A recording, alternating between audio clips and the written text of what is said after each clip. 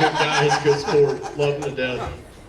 Coming up next, this is maybe the last or second to last. We'll see. We'll see what happens. All right.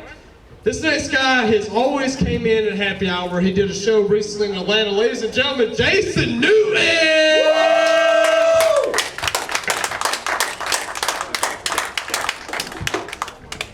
How y'all doing, happy hour?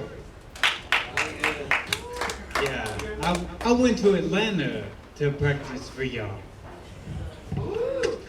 Yeah, I practiced, like, I told my friend that I was doing this, and she helps me, like, get ready for shows. My friend Pat, I'll tell her stuff and I'll say, be brutally honest, which she has no problem being. And, you know, I'd be like, you know, saying this stuff,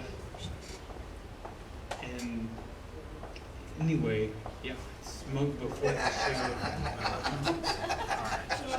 But I know what happens when I don't smoke. I know I'm just really bombed, so shit.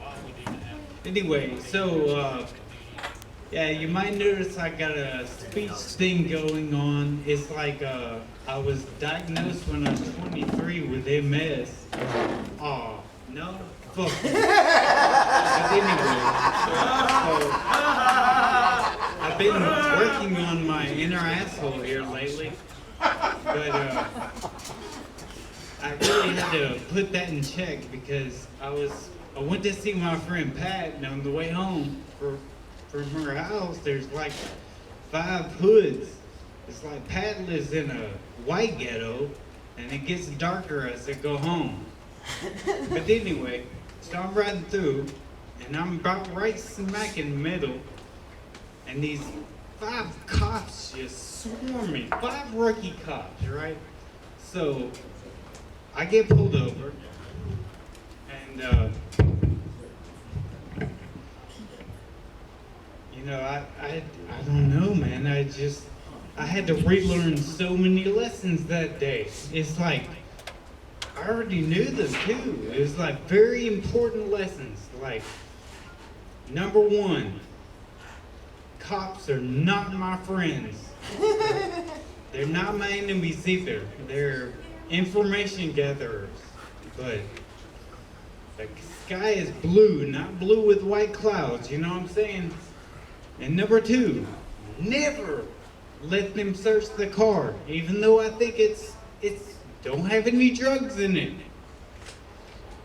And number 3, and most important, know when to shut the fuck up. Well, I knew all these rules, but the other day I was put to the test. I said, well, I ended up passing 1 out of 3 of those, but I was very fortunate. When I got pulled over, you know, I'm sure 5 cop cars, people looking out the windows and shit, and somebody was probably saying, oh, Ethel, look, they got themselves a white one. It's about damn time. But, you know, I'm sorry, Ethel. White privilege strikes again. I got lucky on that. They didn't take me to jail. But, hey, you know, I'm just, it's hard to juggle whether, you know, because I'm working on my inner asshole, but man, I really had to put it in check that day. But I don't know, maybe it's human nature to be such an asshole. Speaking of nature, it's like nature has this mystique, you know? It's like under every beauty is a such as all flowers are male. It's kind of weird, never understood that. Especially the orchid. I ain't never seen anything to look more like a pussy in my life. That's the original transgender. I mean, it hasn't identified as male since before antiquity. But, you know, animals. all the pretty ones, like peacocks and lions, males. But thank goodness, nature hit a hard stop when it got to humans, because can you imagine if nature had kept going? Everywhere would be as flamboyant as Key West, and every day would be a drag show. And I don't think that'd work where I come from. Sorry, buddy, we can't handle them pastels around here. But I don't know. I just, I'm really having to concentrate on my inner asshole. But I was able to juggle through there and not go to jail. And I just I